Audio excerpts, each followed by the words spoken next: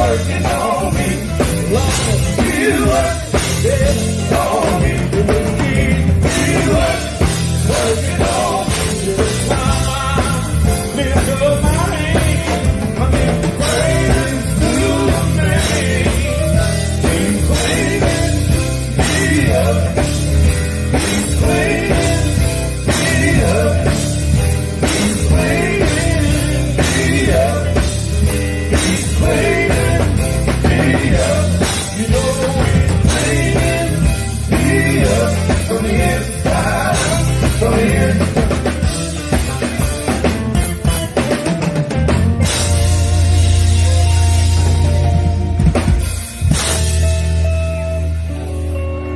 Cleaning me up from the inside out.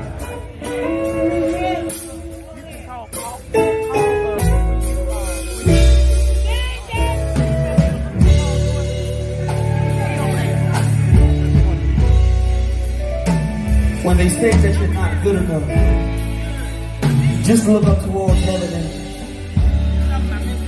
and say these words right here. Listen.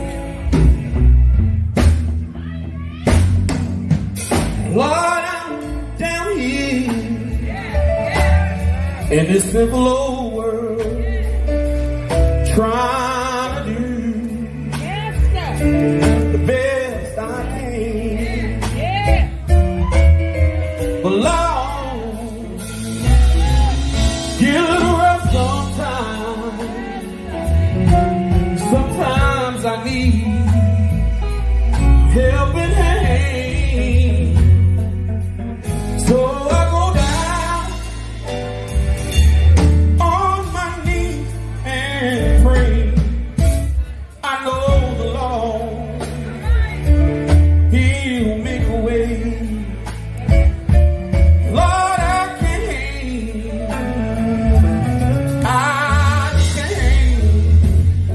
I can't give up now. Listen. When your family have all turned and walked away from you, and all your loved ones are past and gone.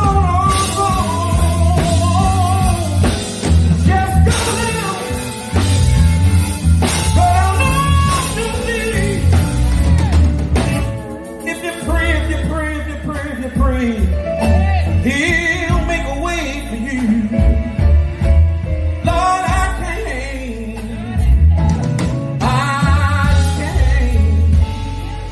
can't give up now.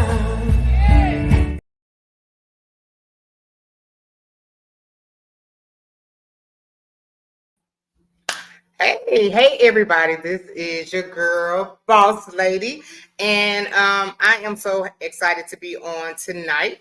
I am on tonight, and we're going to be talking about something a little bit different than we have been talking about, and I think it's going to be great for especially the quartet community or anybody that's wanting to release any type of music or anything to that nature.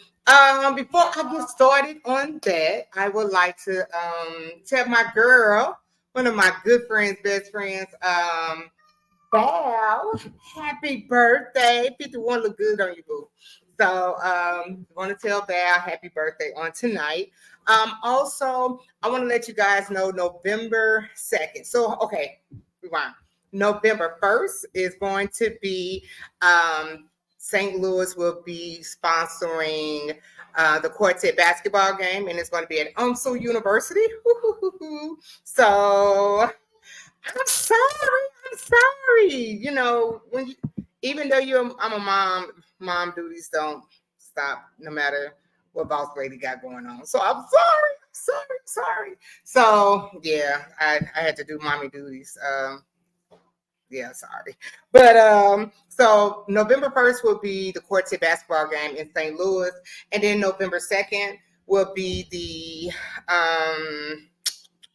Boss Awards. It will be the Boss Awards, and our special guest will be Solar Creation and also Apostle Alex and Revolution. So, hey, you'll be seeing more things coming soon. Hey, girl.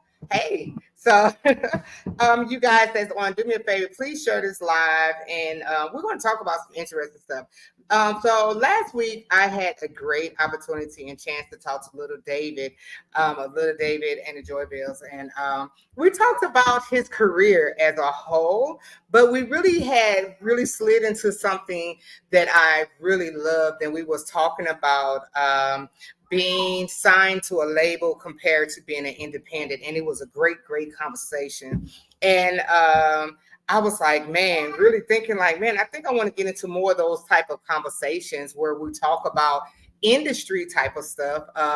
Because the whole time we was on there were so many groups that came in and was saying that they felt victim to, and I don't even like to use the word victim, because when you willingly go into something, but because of the lack of knowledge, you have found yourself in a really bad situation.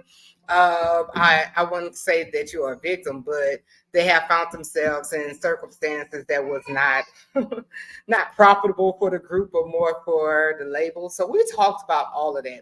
So even in saying that, I am really good friends with Mr. Tracy, and I hope I'm saying Tracy's last name right. Is it Barrett? Barrett? Barrett, I think so. Thank you, Durham. I am really good friends with Tracy. Talk to him on a daily. And Tracy is a great business manager and also booking manager. And because Little David is so booked and busy, he's booked and busy because of this man that we're about to talk to. But even in that, we're going to talk about a lot of stuff tonight. And I know he knows all of this, so I don't think he'd have a problem with me us discussing, talking about copywriting, publishing, and also what makes a good business manager or what makes a good booking manager, because so many people wondering why they're not moving.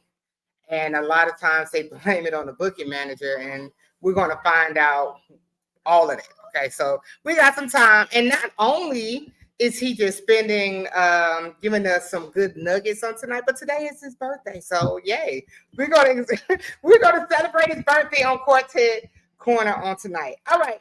So right now, everybody that's on, please do me a favor, share this live as I bring to the stage Tracy. Hey Hello, Tracy. hello. How are you? I'm good. How you? I'm doing great in yourself. I'm doing all right. Happy birthday. Thank you, thank you. You gonna tell us how old you are? Even though I know, but how old are you? Still young, 54. You how old? 54. 54. You look good for 54 though. Thank you, thank you. You're welcome. How has your day been? How have your birthday been? It was great, good. Can't complain. Mm, hmm. Okay. Nothing special today, huh? Nothing special. Okay. All right. So let's get into this interview because I know that you have great nuggets and great information for people that's willing to stay on, and we're going to talk about some industry stuff, and that's what we discussed that we was going to talk about. So, first of all, before you start giving out all of this information, let's let people know how long have you been in the quartet or gospel industry or in the business? Well, I've been in it since I was about. I came around about 1983, so I was like 13 years old. Since how long? 18? Since I was 13, 1983. I came in 1983. Oh, wow. So how did you get introduced to the industry so young? Well, my father and them, the Sensational Bells of Joy, did their first national album around 1983, and every time they hit the road on weekends, he would grab me, take me with him, and my job was to sit at the record table, and I had to carry the equipment in, carry their clothes bags, and I had to sit at the record table selling 45 records, and then they came out the album. That was my job At 13, huh? at 13. Oh wow. Oh wow. So you learned a lot just sitting at the table and just Well, being around. at the age of 15, I started filling out their contracts for them. So when the promoter would call, my father would get the information, and I would fill in the blanks for them. So I started doing that, doing their applications, their contracts at the age of 15. Really? Yes. That's really young to be making big decisions for grown people. Well, all I had to do is fill in the blanks. He tell me what to put in there, and I fill it. I fill it in and mail it out. So Okay. I mean, I wanted to be important, feel important. So he gave me his briefcase. I had a whole bunch of papers in there, a bunch of contracts. I couldn't wait to get a call so I could fill it out. Okay. And you know what? And I think that's crazy because a lot of people think that the industry is just all about singing, especially quartet. Like if you don't play an instrument or if you're not holding a mic, that you are not important. But truth of the matter is, like managers, booking managers, all of that stuff, all the people that play behind the scenes are just as important as the ones that's on stage. Yes, it is. Very important. Okay, so I want to get into discussion because I know this is going to be very interesting. I want to talk about tonight. I want to talk about copywriting and I want to talk about publishing. Okay. You cool with that? Sure. I know you are. All right. So can we? And I see some question. A question already came in, but we're going to go with the flow. Can we get a good definition? Your definition of what copywriting is, especially for quartetters, even though it's probably straight like the same a board, but I need to know what is the definition of copywriting. Well, a lot of people get copywriting mixed up with your publishing over at the BMI. Copywriting is when you copyright your music at the Library of Congress. Whether you write it down, whether you sing it, whether you send a copy of the CD, whether you send a copy of cassette tape, copywritten is done at the Library of Congress. It's totally different from your publishing and your royalties at BMI. A lot of people get it mixed up. You copyright your song, that way nobody else can copyright your song. And I had that issue with a artist. I'm not gonna call the artist name, but my father did a song in 2000 called "Dear Lord, I Need a Breakthrough." So that was in 2000. So around about 2015, I heard the song on the radio. I need a breakthrough. So what happened is that I called the company, couldn't get no answer. I called the artist. So we started going back and forth over the song. I need a breakthrough. He was like, "Well, man, somebody gave me the song." I'm like, "Well, how can they give you the song the same exact way that my father wrote it in 2000?" So in the midst of us, going back over the song, I happened to look at my father's briefcase. Just had to pick his briefcase up and pop the briefcase open, and there was the copyrights to the song, where I copywritten that song May 21st, 2000. So once I sent them a certified letter from my attorney, we didn't hear no more about the song from the artist. So okay, so pretty much in so many words, copywriting is just basically like a deed to a song that say that the song belongs to you and no one else. Correct? Pretty much, but here's the kicker to it. What's They can that? take the words, they can sound alike, and switch the music up like a few bars. If they do it that way, and that music is totally different after a few bars, then there's nothing you can do about it. But this guy actually had the words and basically the same words in the song, even down to the run. Oh wow. Okay. Okay. So that was how you was able to kind of catch him up on that. Okay. How? So I know you were saying that there's a difference between. I think you were saying like BMI and copyright. Is that what you were saying? Right. Well, BMI is where your royalties come from. Okay. You know, again, You write a song, you register with BMI. Like my brother said, you got three companies out there. You got BMI, you got ASCAP, and you got CSAC. Each one of those companies, they cater to certain kind of music. You don't see a lot of quartet or gospel people with CSAC. Mostly everybody go with BMI. Now my father went with ASCAP because that's all he knew at the time. But once he found out about BMI, he went with BMI because BMI paid 100% of royalties, whereas ASCAP only paid 50%. So why go somewhere getting 50% when I can go to BMI and get the whole dollar? Oh, okay. Okay. So if someone wants to, so okay, so when you copyright, you have to register with I think someone was saying with the Library of Congress, right? Library of Congress over in DC, yes, Library of Congress. And you have to do BMI, correct? Those are two separate applications. Well, you don't have to do BMI. You can do CSAC. You can do Yeah, ASCAP. It but all depends on what you want to do, which way you want to go as a writer. okay. So is the process of copywriting a song, is it extremely hard or and is it expensive? I don't know what the cost of it is now, but it's not hard at all. I mean, just get your laptop out, go online, and or even go over there. Oh, okay. So do you know the time frame that it possibly take to get a song copyrighted? Right, 3 weeks. A few weeks. Okay. Hmm. We do have a question, and E. Maurice, I did see your first question, but I think this one is a good one. Hold on, no, the one before that, because E. Maurice got a couple questions for you. E. Maurice, he said, how many songs can you put on one application? Do you know?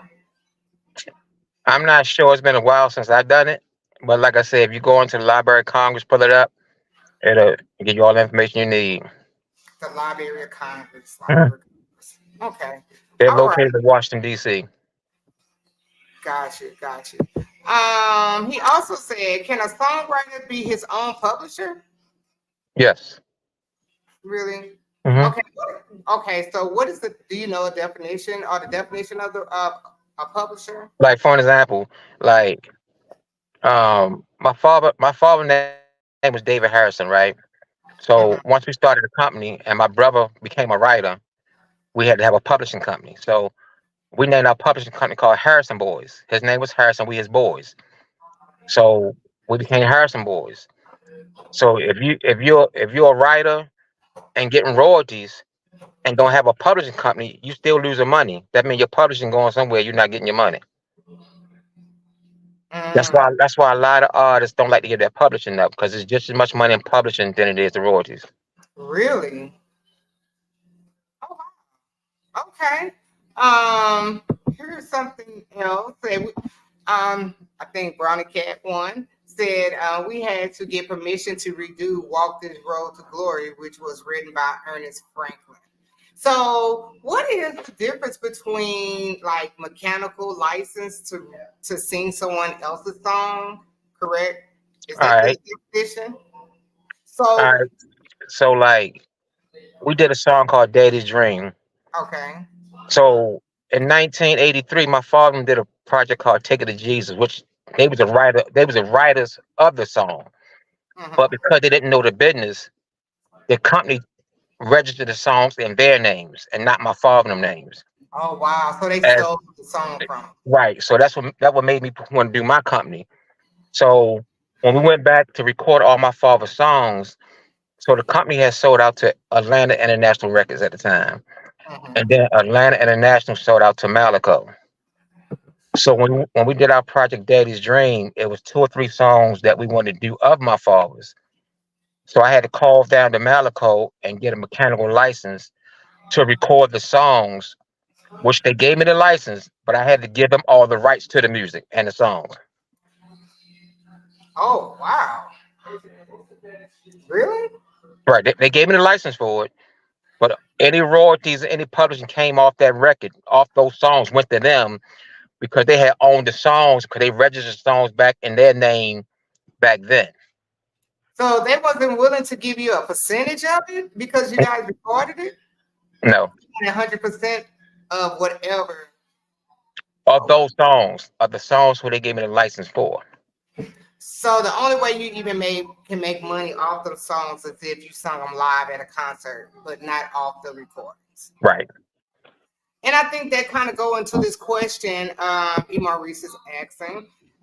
His question is, what about performance royalties organization?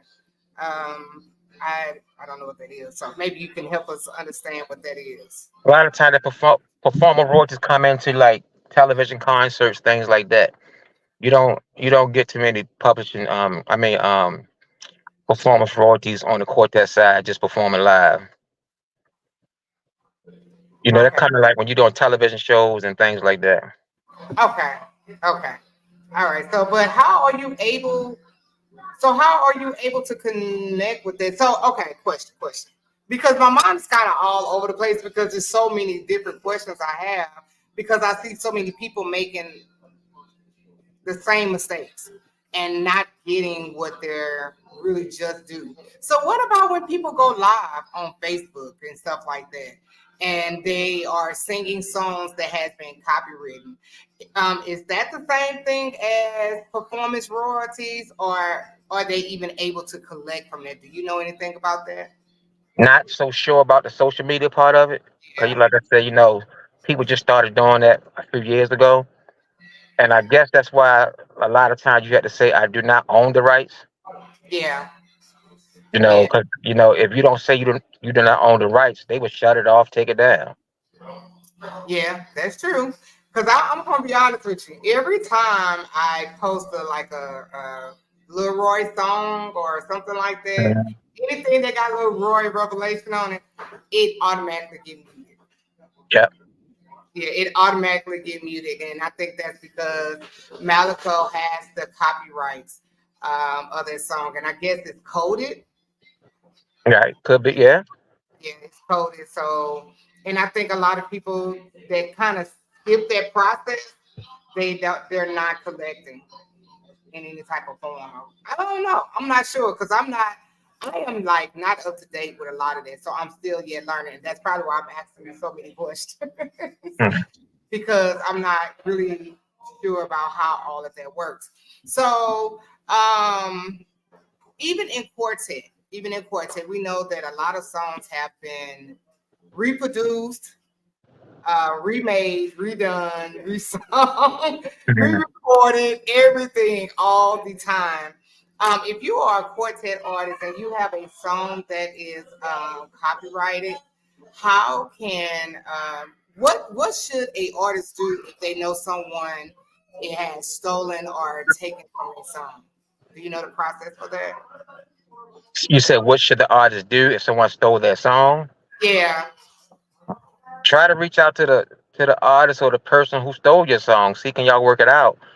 Now, here's the thing: if you wrote the song, sung the song, and I go and check that song out, and you didn't copyright it, and I copywritten it, then the song is mine, not yours, even though you wrote it. Say that again. Oh, say it again, If Tracy. if you wrote a song and you sung the song and everything, and I like that song, and I go check that song to see if it's registered, and it's not registered, and I register the song, that song become my song because you didn't do the paperwork on the song. Even if you proven, like you can prove that you written the song before you copywritten. Well, I got a typical example for you. I had a family member gave us a song called "Just Read the Word." Gave us a song. We sung the song.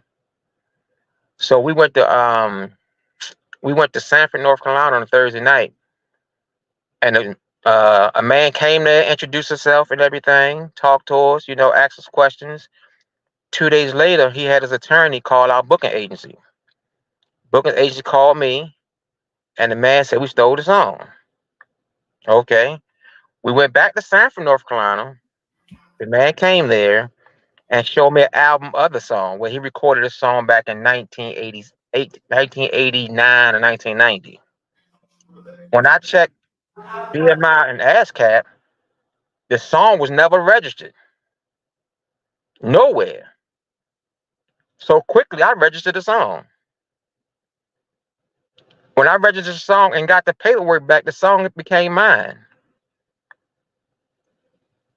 His attorney didn't want to fight it because I had my paperwork straight. He did not take care of the business of the song, and that's what happened to a lot of older groups. They go and record and don't think about the business part of it. And you know what? I hate to say this, but like Keith Wonderboy, he would say that all the time. Like a lot of people would create songs, didn't record it, but they would sing it live, but they would never copyright or take care of the business. Take care of the business. Yeah, so it is safe to say that you should take care of your business before you sing any song out in the public, especially now with people going live. You know what I'm saying? It's like if you have a song, I know you anxious to sing it, but people can steal your songs or take your song because you didn't do the business for it. So the best thing in that is like even when groups come out and say I got a new single or got a new project coming out, do your paperwork first. Because people listen, you got people out there, that's all they do is search the web and search BMI and ASCAP just to see if your stuff registered. That's I even have stuff registered that my father never registered back in the 70s. I registered those songs before he died. okay. So now if you go to BMI and pull up the Bells of Joy, you'll see 47 songs registered. Whether we sing them or not, they registered. 47? 47. Oh wow. Okay, 47. Man, that's and you know what? Eric Kersey, he was saying, you can reclaim the song, but it's not always easy. And I You're think right. that's what you were You're right, saying. Mr. Eck. It's not easy. Now, Yeah. unless you want to spend the money and attorney fees trying to get a song back that might not become a hit, take your chances. But 9 times 10, you're not gonna win if someone got that song already registered. Really? Okay. I think this is a great testament to let people know, especially quartetters. Like seriously, like we'll come up with a song at rehearsal on a Thursday, be like, we're gonna sing it Sunday. Yeah. And so, and if it's catchy, somebody probably will still, especially if they're going live. So yeah, I think that's great advice. I think it's really, really great advice. Eric also said the organization collects the fees, then distribute them. Music played in stores, elevators, etc., even covers are collectible. And I think we was talking about. I'm trying to think. What was we talking about? What was we talking about? I don't know what we was talking about. Where he referring it to? I don't know. Maybe I don't know. Eric, I'll remind us. Please remind us because that looked like that was a good comment. Abronia, she said my CEO had a publishing company called Nisok Productions. Can a publishing company be a production company also? Well, most of the time, production company is the musicians, the band. More so like the producers. That's because that's production. Okay. Okay. So are you saying it can be or can't be? It can be, but most of the time it's not. Not okay. Okay. Okay. Lady Wanda K, she is asking, can you record a song with the tune of a song already recorded as long as your lyrics is different from the original lyrics? Or do you still have to get permission from the artist who first recorded the tune? Hmm. I repeat that question again. Let me make sure I'm So she understanding want to this. know. She want to know. Can you record a song that has kind of like the same music, but the lyrics are different? Or do you still have to get permission from the artist to record the music? And that's more of a producer question. Okay. You know, that's So more that's more of a question for a producer. I think I know the answer, but I better not quote the answer because I might not. So I'm just gonna stay in my lane on that one. Well, I'm just gonna say, I really do think you have to get permission. I think you do because, like, certain popular songs, people change lyrics all the time, but the music is still the exact same, like a beat, If I'm like mistaken, the music had to be changed so many bars. It had to be different. So, like I said, I'm not gonna quote that yeah. because I'm not 100% sure. That's more of a, like a producer question. Okay. Yeah. Yeah. Wanda, we're gonna have to figure that one out. I'm figure that one out later on another show. But I think these are some really great questions. So now that we understand copyright and how important it is to get your material for copyright, and songs are not the only thing that you can get copywritten, of course. Anything like, help me out, Tracy, like movies, uh, Movies, books, poems, books, uh, poems. forms. Okay, Yeah. forms. Okay. Oh, Yeah. okay. Eric Percy, I guess he was answering Lady Wanda K question. He said you do have to get permission. That's part of mechanical rights. I think so too. Yeah. Okay. All right. Brian Terrell says certain amount of bars, and you're good. Same thing, Tracy, you was just saying. Okay. Mm. All right. So let's get into something that I know that is easy selling for you because this man be booked and busy.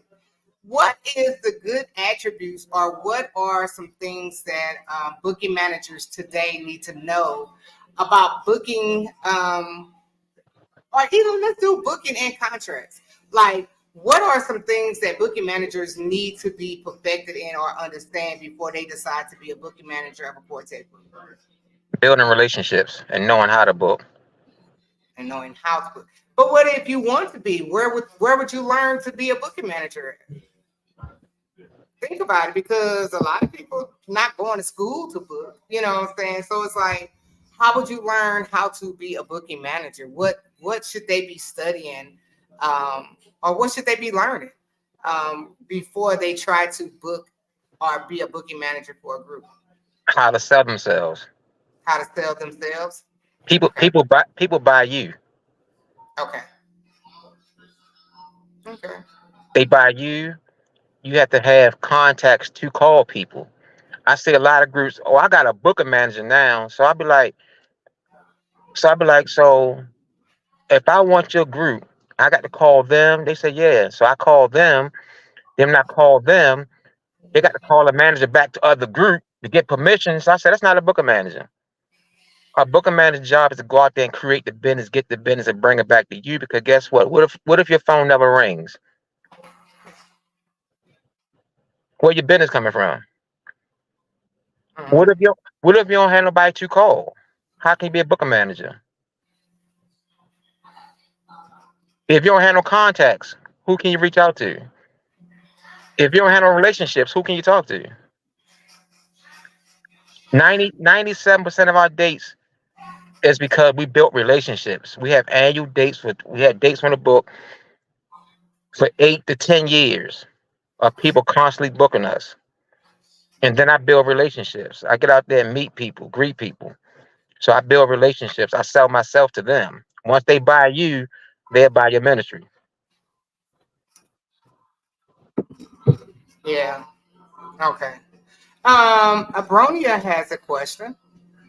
Her question, and you know what? This is crazy because I don't get this many questions any other time. But I think this is really educational that a lot of people need to know answers for. Abronia said, "How close should the booking manager and the road manager be?" Because I usually, mean, usually, again, I mean, what do a road manager do that a booking manager can't do? I mean, me myself, I'm all in one. I know. I was just going to say, majority of the time they are the same person. I'm the manager, the booking Mhm. manager, the road manager. Do you get separate fees? Do you get paid for all three of those positions? No, I mean, I take care But of myself. you, No, I mean, my brother makes sure I'm good. I mean, I'm I good. we know you and your brother, you guys have a different type of relationship compared to someone that's not related and they're managing. Like, but what if you are the booking manager, the head manager, and the road manager? Should you get paid for all three of those different positions, or what do you think? It depends on how that organization is set up. So my question is, what is a role manager? I mean, what did he do? I don't know. Give us a definition. I mean, all he can do is drive. I mean, there's Hmm. there's there's no other business he's taking care of, but helping you drive. So if I got 4 or 5 drivers in my van, what I need a road manager for? That's just another split. Well, my definition of a road manager is different. What's your So definition? So my understanding of a road manager is a person that manages them on the road. As far as if you have multiple events on a weekend, as far as knowing where hotels you're going to be at, making sure all the check-ins is together, making sure all the money is together. You know what I'm saying? Make taking care of the needs while they're on the road, as far as even when they're on stage, off stage, taking care of business. That's what I thought the road manager is. I was just thinking something totally different. I mean, that's your definition, but like in my organization, Uh huh. I mean, I do it all. I don't need nobody else. I don't need nobody else in the checkup room but me or my brother. One of the two. But And I- well, that's because you are the three in one. But what if they are different entities in a group? What if it's three different people holding each slot though? if I had a road manager, Uh I huh. still I still would not allow him in the checkup room Okay. because he can't solve no problems. If Mm-hmm. he go in there and got an issue, he got to come back and get me and my brother anyway. So why not just let me go in there from the get go? Okay. 9 times out of 10, when I go in there, 90% of the times things are satisfaction. Only Mm. time he come in there, if things not where it need to be, before I touch anything, I go get him. Hey, this what it is. He said, bro, whatever you need to do, let's do it. I'm ready to sing. And we go sing, whether it's Oh, there or not. You send a road manager in there, remind you, the promoter only want to deal with the person who they got to pay and who they dealt business with. They don't want to see a third party because that third party might go in there and might not have the best attitude. gotcha. Gotcha. Okay. Now, if he going there with a bad attitude, he just blew that date. In future, yeah. He blew the annual date if it's an annual date. Mm-hmm. Now the promoter might not give me all the money. Yeah. So here you give a road manager $100, he now went there and blew 2,500 for you. Hmm. Okay. All he worrying about what he gonna get. Okay. So your definition of a road manager has nothing to do with the business aspect, No, just the traveling. just traveling, maybe help with the clothes bag, set the record table up. Make sure the dressing room's clean, nobody left nothing in there, and pack the van back up. That's my definition of road manager. Okay. Okay. All right. And I think that's a great definition because a lot of people be getting these titles, they have no clue what they supposed to be doing or what it details until All a right. problem arrives. So yeah, I think that's great. Brony said boss lady, some groups have a booking manager and a road manager. Chicago Mass has a booking manager and a road manager. So does the Temptations. Okay. It's the Uh, difference, though. It's the difference. The difference is those type of artists with the operation they got, they need that. because We have they to, hear. we have to stay in our lane with the quartet side. Come on, I Steve. mean, the most we have is 5 to 10 people. You don't need a road manager, but Mississippi Mass Choir got 50 people. Okay. Temptation got they might have 5 on stage, but they got a band of 10 to 12 people, Okay. and they flying a lot. They flying all the time. Quartet don't fly all the time. They might fly every now and then. Okay. And then the money difference. Temptation getting 50 and 60,000 a night, so they need somebody to help the booker manager out. Okay. Okay. I guess that makes sense. Brian said, make sure your dressing room right and ready, getting water while on the stage, etc. I guess that's what he was saying as far as a road manager, taking care of the business part of it. Yeah, Uh, yeah, road managers don't handle no business. I mean, like I said, carrying the clothes. I said that, record table or help drive, Set up the table, set a table, go in there, pay for the hotel rooms or whatever the case may be, but no business. no business. Okay. I hope that answered everybody's question. And I think that is good. So we talked about booking. So we talked about road managing. In booking, we talked about booking that you must learn how to build relationships, have great contact, that you must be a people person because some people that want to be a booking manager, but they don't have a great personality or a pleasing personality. There has been times where I have called and inquired about certain groups, and their booking manager was just so, I don't want to use the word rude, but they just wasn't a people person. You could tell, like, I don't know if catch them on a bad time or they get sick of doing their job. I don't know.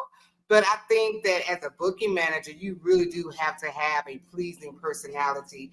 And like, I treat everybody like we've been friends forever. And a lot of times that works. You know what I'm saying? Not like trying to just get people for their business, but it really do build relationships.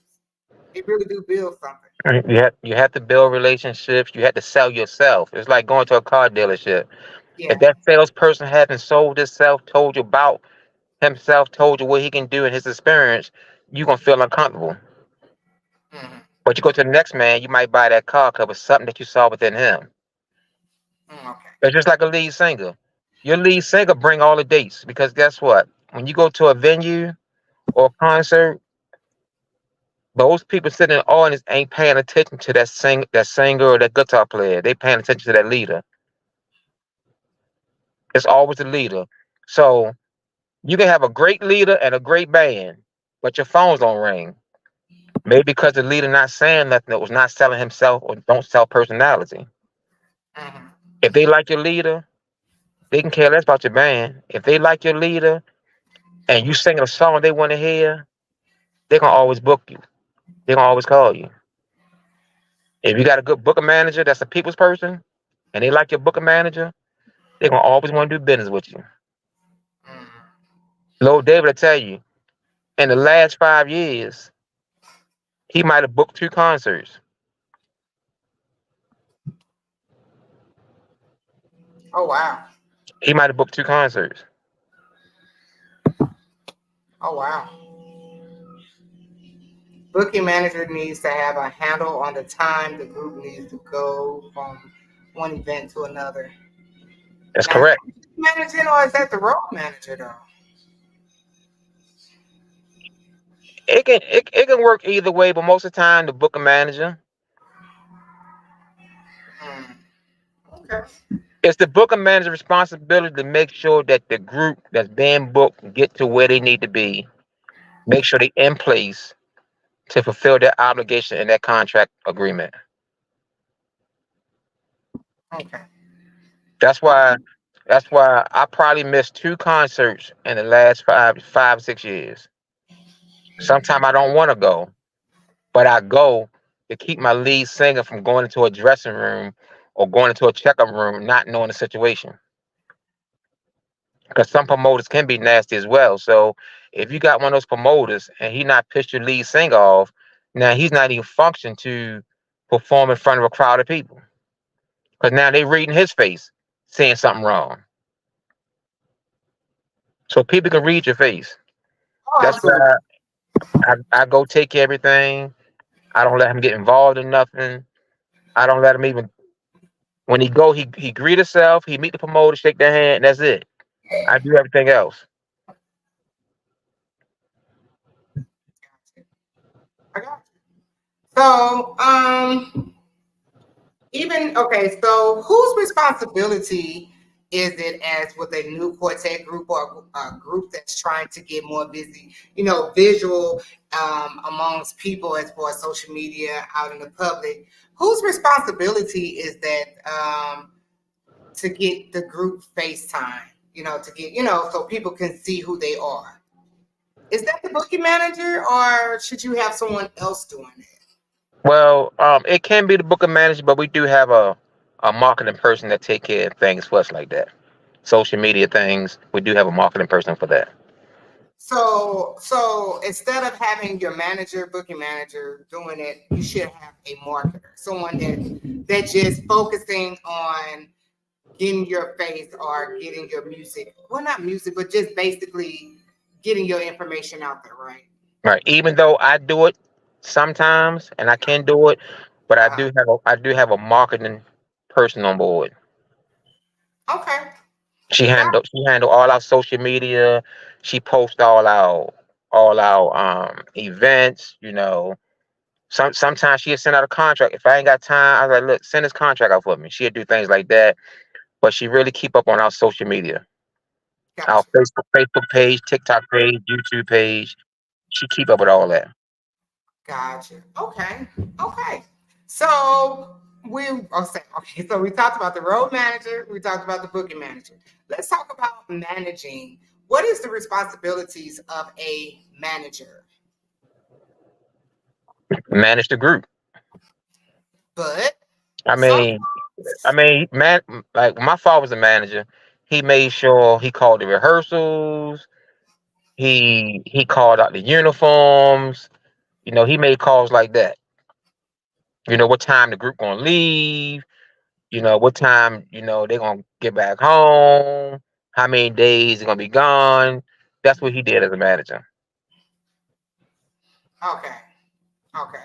Because I think sometimes I think so much responsibility has been put on the manager that I think that all of it is not manager duties. I think sometimes like personal issues, or what about like when you have people in a group that's beefing? Like, is it the responsibility of the manager to make sure that that's cleared up, or you let them be grown folks and figure it out No, on it? no, the manager had to get involved. Okay. So like me, we have a group chat. Okay. Anything we gotta say, how we feel, it's in the group chat. My group, no, I don't do third party calls where you calling each other saying what. No, put it in the group chat.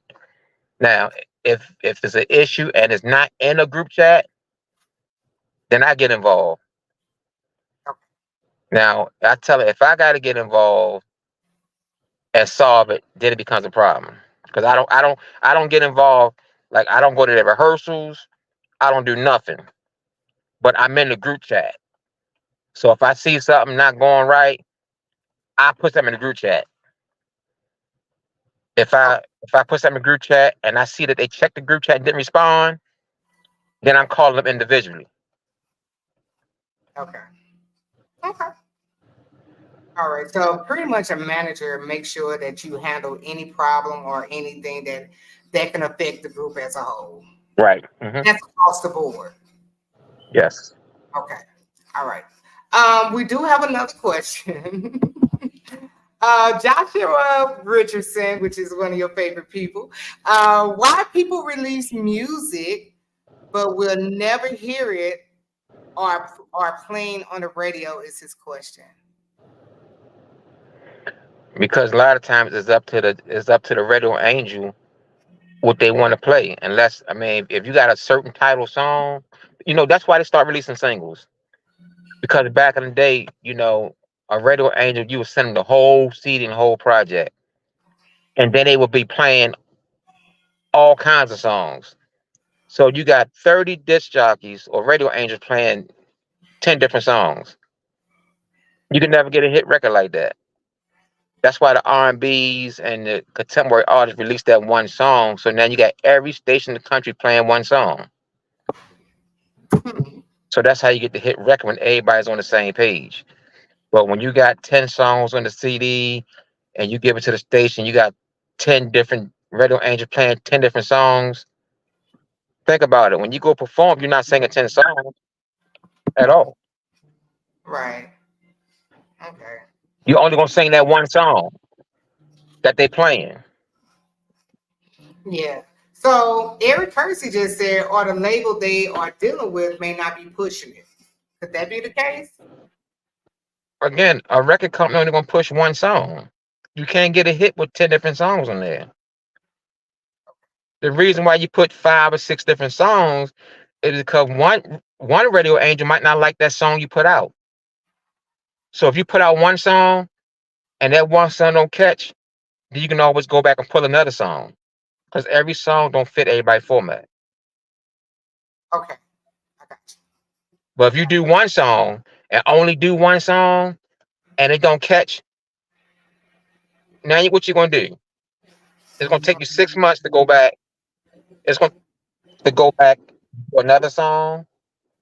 So why not do 5 or 6 songs at a time and just release singles off that from the 5 or 6? If that don't work, then go back and release another one. If that don't work, you still got 4 more. Okay. Hmm. All right. Because I was wondering why people really wasn't. Because I have noticed it. Like people was releasing double singles, or what you call a record with 4 songs. Is that LP, EP? EP. EP. Like, because at first people would just release a whole 10, 11, 12 songs. But now you see, like you said, people are just doing like the 3 or 4 songs. I mean, that's good, but why not do 9? Because guess what? When you go get that 3 songs pressed up at the pressing company, they still gonna charge you the same amount of money per CD if you had 10 songs on it. Okay. So can you get $15 for 3 songs? No, But you can get $15 for 8 to 10 songs. possible. Yeah. It costs you the same amount of money to get pressed up, right? Yeah. So why Yeah. why not get the 8, 9, 10 songs? Yeah. Okay. I mean, hey, I don't know. That's why I got you on it, Tracy. Abronia said back in the day, a radio angel would get a CD with probably 3 songs on it, which was considered the promotional CD. Mm-hmm. Okay. That's And correct. um, okay, hold on, let me go back. I'm sorry. Eric said that sometimes you don't give a long time or give it enough time to catch on, a song to catch on. Which I think we got a prime example today of that happening with Michael Boone's song "Climbing Up the Ladder." Look how long that song been out. His version of that song, and now it's like it is crazy viral. Yeah. Yeah.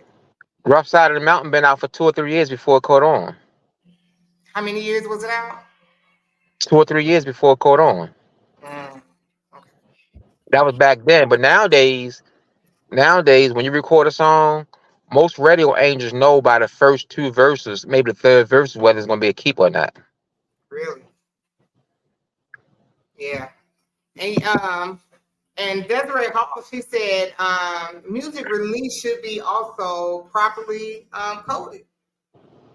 Correctly. That's right. Man, look, this is like a rabbit hole.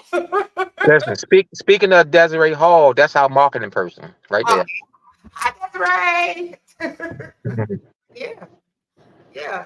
I think a lot of times, a lot of radio angels, they do complain about that things are not like properly coded. The EPK is not right. The information is not correct. The cover art is not great. Like it's so many different complaints, and I guess, as artists, like we got to make sure. Not we, but you have to make sure that you go down a checklist and make sure that stuff is done correctly. The barcode, not they got a barcode, but it's not registered through See, that's SoundScan. crazy. That's what I'm saying. Okay. Hi, David Moore. David said, explain the coded. Yeah, Explain the code. that's What that what what the code? If you ever put a CD in your car and the name of the CD the name of the artist, the name of the song pop up. You ever see that? Yeah. Hmm. That means it's been coded. Inside that CD is a little chip which send that code. That it's a number. It send that code to BMI. Okay. Gotcha. So So, BMI know who that song belongs to. okay, it's like a birth certificate of a song. Now, if you put a CD in your car and just the song come up and not the artist and not the name of the artist and how long that song is, it hasn't been coded. Mm, okay. So the coding is okay. I got you. Hmm. Oh wow. Man, we got a lot of questions. And yeah, we gotta wrap this up. We've been on it almost an hour. Okay. Yeah, I do also hear that also, Desiree, that a lot of the songs that go to these radio stations, they are way too long. I think that like a It radio should be around. It what should it should be around anything anything under 3 minutes and 50 seconds is good. A lot of times anything over 4 minutes, going into 4.5 minutes, a lot of radio stations won't play it. Because remember, radio stations make that money off selling advertise. time. Yeah. Okay. Yeah. So a song that's 4 minutes long, a lot of monitor stations, media based stations won't touch it. But a lot of mom and pop stations will. Okay. All right. Eric says packaging is also important. You can't hand you can't hand a radio angel just anything. It'll go into their special file. And it's also good if they know who they're getting the music from. He's Okay. correct. He's correct. Yeah. So, and I hear a lot of radio angels. They always say that a lot of times when things are not right, they're not going to call you. They're not going to email you back. They're not going to contact you and tell you, hey, unless you're really good friends with them, and say, hey, this is not right. This, you need to redo this. They say a lot of times to just go in the trash, or like you said, the special file that no one ever pretty much go back in. That's true. That's why you need that marketing director A to stay marketing. on top of that, to make sure your record's not sitting on the side, to make sure your record is packaged good, and make sure the song is not too long, to make sure the barcode, to make sure the album jacket is eye catching. Cause if it look good, they're gonna spin it just to see how it sounds. Gotcha. But if it don't look good, they might not spin it or open it up as fast. And you know what?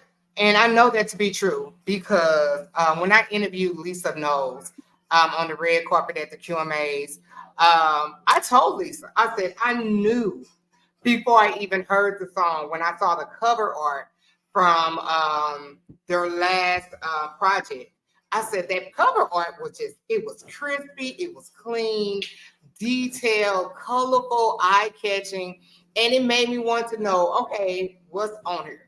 And I think a lot of times, a lot of groups don't realize how important your cover art is because people see you before they hear you, and your cover art could stand out in a pile of 100 CDs or, what I'm saying? But it's your cover art that really grabs a lot of people's attention, Yeah, especially if they know who you are. yeah. Like I try my best to spend good money in my CD, even from the cover to the disc. If you ever purchase one of our CDs, look at the cover and the disc. We don't just put out the black and silver disc no more. We make sure the disc itself looks as good as the front cover. Right. Yeah. Oh gosh. Hey L'Oreal from So Amazing. Um, Sometimes you would even get the CD cover as well. Okay, we probably passed it up. I'm sorry, y'all. We just been in details about these subjects. Give the radio angel friendly calls as well, just to see how they're doing. Maybe take them out to lunch. Don't just let the only time you contact them be, I got something for you. But a lot of groups do hire what they call those people that kind of supply your music to all the different radio stations across the country. What is that called? I'm having a whole brain for it. A distributor? No, not a Uh, distributor, like a person that kind of makes sure that all the radio stations get your EPK and your music and stuff like that. What do they call they it? could be your marketing rep. I mean, you got several Oh, names for it nowadays. I cannot remember what they call it because I know it's a lot of companies that just does that. Right. Music tracking, music where they track your music. Track What? your music. Yeah, Marketing but that come down to your marketing director, like I said, whoever doing your marketing. really? Okay. Mhm. Because a lot of ones I be hearing, they don't seem like they be the marketing directors. It just seems like that's all they do is just Yeah. I mean, I do music tracking myself, but I do have somebody on board that track several groups' records. They track Jarrell Smalls, the Gospel Legends, Lil Dave and the Bells of Joy, Lil J and the Spiritual Boys. We all use the same person. okay. That's cool. That is cool. Tracy, I know we didn't pick your brains tonight on your birthday, but I think it was cool though. I think this was really great. I love PR person, public But, relations. but listen, we never talked about BMG. We did not. And you ain't say nothing. I know. Hey, and you know, listen, we and we talked got, about record companies, right? So we the record company. BMG is a record company. but I didn't know if you wanted to. Okay, I didn't know if you wanted to put all of that out there, but we can. Listen, I have 10 more minutes for you. Don't tell me how much time you got, Tracy. So we're going to talk about your record label and what this new exciting. Is it new? Can we say it's new? No, man, it's been around 24 years. Okay. Okay. So it's been around for a very long time, but you're doing something that's kind of different right now, right? Doing something different, yes. That's okay. So that's what I'm talking about. So can you explain to the people that's out here what you have? Because I think me and you was talking about it a couple of days ago, and I was like, man, that's really a great idea. Can you let the people know what you have going right now? Well, BMG is Bell's Music Group, which is owned and operated by me and my brother, Little David. We started this record company back in 2000, year 2000. It was called Bell's Records at the time. Okay. The reason why we started because my father and them was on a label with Doc McKenzie, Maggie Ingram, the Singing Disciples, Little Cedric and the Haley Singers, Maddie Moss Clark, and Doug Miller. And they never got no royalties, no publishing. But the good thing about that company, I learned from it. They taught me from it. And one of the owners right now, we still communicate. So I said, if I ever learn the business, I'm gonna get into the business. So once we put Bell's Records together in 2000, my father and me and my brother got our first royalty and publishing check in 2022. Really? And then, we did several albums, from that. And then I said, you know what? Bell's Records sound kind of dead. Let's make it sound more business fied. So we named it Bell's Music Group. Okay. We signed a couple artists. It worked out, but it was costing us a lot of money. Okay. So I said, here's what we're going to do. Instead of signing artists for 3 and 5 years and don't make no money off of them because everybody want a record, but nobody want to travel and follow the record up. Okay. So what we decided to do, we don't want to sign no label, no groups. We want to take these groups and show them how to start their own label and become the overseer of their label. So now we're showing them how to start their own label, how to get their publishing, how to get their royalties, but not signed to us at all. So that's Hmm. called Bell's Music Group Network. So we got that in the process, and so now what's going to happen is that it's almost like a bishop of a church. A bishop had many churches up under him. That's why he's a bishop. So now we're gonna have 15 record labels up under Bell's Music Group. They're not signed with Bell's Music Group, but they are part of Bell's Music Group. So when that record label come out, it might say Boss Lady Music Group / BMG. So now we become the overseer of those record labels. But at the end of the day, we not showed you how to start your own label. We showed you how to get your own publishing. We showed you how to get your own royalties. We showed you how to sell your records, how to get your records pressed up.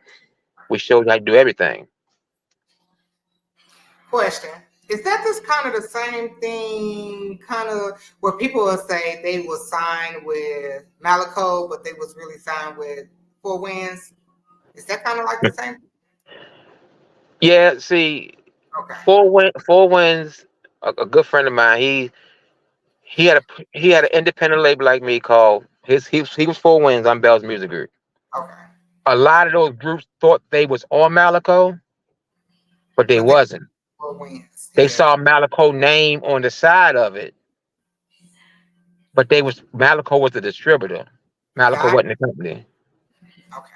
And a lot of groups got stuck like that because they thought they was on Malico. Malico itself only have a few quartet artists. That's Harvey Walkers and Luther Barnes. So why Harvey and Luther not on Four Winds? Mm, Because Four Winds was an independent, a great company, great guy. No man, him good friends, but it was like a second branch of Malico, but Malico became the distributor. distributor. Gotcha. Malico wasn't a company. Okay. Good information. So, so if I want to start, let's say Boss Lady Gospel Music Group or whatever, and I contact you, what do I need to be doing to start my own label? So, no, in fact, I don't even want you to put that out there. I want you, so if people want to do that, they need to contact you, and you will get them on the road that they need to be on the road to start Yeah, their own. we got a network called BMG Mm-hmm. Networking Team. Uh-huh. We got 15 groups Oh, wow. who's been trying to get out there, who got good music. Nobody would reach back and help them. Okay. Nobody. Mm-hmm. So I saw that vision. Instead of signing them, why not teach them? Okay. A lot of groups didn't help us. Yeah. Only a few helped us. Tommy Ellison took us around. Doc McKenzie took us around.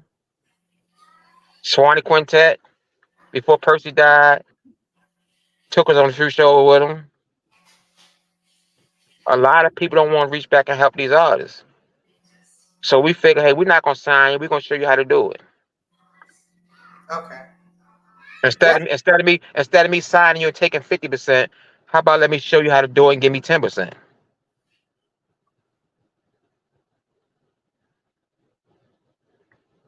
You keep the 80 and give me the 10. well. What happened to the other 10? Huh? You say, are you saying keep the 90 and you keep and get? I'm using it for an example. You sign with a company, you giving up everything. Yeah. So why Yeah. give up everything when I can show you how to do it and you can give me 10 or 15%? Right. I know because that's what Lil David was talking about the last time when we was on here. You know how a lot of times you walk away with nothing. To be honest, because it's I might almost that sometimes. everything they take. Yeah, it's almost like they take your identity, your We had a master. we had a company when we did I Need a Breakthrough. First Light Records walked in the studio, said, I want that project. He said, I'm gonna have to sign you to a 10-year deal. 5-year deal, 5-year optional deal. He said it's gonna take me 3 years to get my money back. So my father said, but what if you make 10 million your first year? Hmm. Then I'm still tied up for 9 more years. Hmm. I said, nah, let's gamble. Yeah. And we gambled. And we went to the GMW convention up in Warren, Michigan, up in Detroit, Michigan, at the Joe Corby Arena, and I gave away 300 CDs. The first person called us off that CD was Bill and Essie Moss of the Celestials. Hmm. That is Jay Moss' mother and father. Oh wow. Okay. Off that CD, he booked us and the McDonald sisters at his church. Bill Moss. A lot of groups don't know who Bill Moss is right now, but he's the father of Jay Moss. All because I didn't have the money to get a distributor, so I became my own distributor. I gave away 300 free CDs. Okay. Gotcha. I got you. This is some good information though. So if someone is like interested, if they're interested in starting their own label up underneath your music group, who do or what contact information should they be reaching out to get in touch with you? They can reach out to me, Tracy Merritte, TracyMerritte on Facebook, or they can call me at 443-810-6365, or reach out to my brother, David Shenard Merritt, which is Little David, on Facebook. Okay. Okay. And then you will be able to, pretty much show them in which direction and the requirements that's needed to have. Now, is it hard starting your own label? Because I think that's what a lot of people really want to know, because it just seems like it's hard. But is it hard starting your own label? Hey, when we started our label years ago, I think I didn't even spend $150. Oh, wow. Oh, wow. Okay. Okay. I think that's, yeah. I think a lot of people need to be contacting you for real. Instead of trying to go to these big companies, I think a lot of groups really do need to be contacting you seriously. What was that? Hey, Brian, said, Boss Lady, this was great. I'm learning so much about the quartet circuit. You're welcome. You're welcome. Thanks to Mr. Tracy. Tracy, anything else we need to talk about that I'm missing? Because we didn't cover a lot. Now we got to do a part two. We didn't cover a lot. We still had to do our listening party on our CD we got out. He would supply your every need, featuring the great Mr. George Dean. He have a song on there as well, produced by the great guy, Mr. Ray Braswell. We do have some other material coming out together. Lil David, good friend of mine, Brian Terrell, and good friend of Justin Luster of the Humble Sons. They're working on something right now. Me and the Humble Sons label is combined together and gonna do some things. We got some stuff coming up. Eric McKenzie, Lil David, Tyrese Hall, a lot of we got some collaboration coming up. How soon do you think that will be out? Well, we working on the final things now. Okay. Everybody's schedule kind of different. Lil David's schedule is, as you can see, is crazy going into next year. So we just got to find the right time and get it done. Okay, so as soon as the music get done, I'll talk to you anyway. Hit me up and we're gonna get this listening party done, because you say you got a couple of singles coming out, correct? Yeah, we have a couple of singles coming up, but we still need to do the listening party on Lil David's Stella nominated CD. He'll supply your every needs. Did you send me that music? I probably sent you one song, but I'm going to send you the whole CD. Gotcha. Okay, because I was like, did I remember saying that? But yeah, we're gonna have to do it within the next couple of weeks, like real soon. Okay, I appreciate it. Yeah, man, Tracy, I really, really do appreciate you, man. This has been really, really great. Appreciate you and all that you do. Y'all, listen, y'all gotta know Tracy. Tracy don't get too excited. You just gotta know Tracy. But yeah, happy birthday, Val. You and Val have the same birthday. Thank you. Tell her happy birthday as well. You on her. Hey, Val. Anyway, all right. Well, Tracy, I guess that's it. I didn't held you long enough. And I do apologize for being so, well, he already knew, but being so late. Like I said, mommy duties kind of trumps boss lady sometimes. So one of those things. But yeah, man, this has been really great. This has really, really been great. All righty then. Okay then. So much. But yeah, we're gonna have a listening party. Just send me over their music and we're gonna ride it. All right, appreciate it. All right. All right, ladies and gentlemen, Mr. Tracy. Now, Tracy, how you say your last name? Tracy didn't already logged on. I really do think I be jacking up his last name. So, okay, anyway. So, in saying all of that, this has been a great episode of Quartet Corner. And I think I'm going to start doing more of these. I think I'm going to start doing more of these. I think that is needed. And a lot of times people be thinking they know, but they really don't know. And we find out that a lot of people find themselves in long-term contracts that they cannot get their butt out of and can't afford to get out of. And maybe we can help some people about that. I'm telling you, I think I might be on to something. All right. you, Val. Val said, great interview. Woo-hoo, thank you. I give the credit to Tracy because, baby, I don't know nothing. And guess what? I know a little, but man, like TD Jake said, that if you walk in the room and you're the smartest person in the room, you are in the wrong room. I always try to my best to surround myself around with people that know way more than me. Because guess what? That's how I'm going to always be learning. And if you always want to be around people that you feel like, you dummying down, just, no, we're not doing that.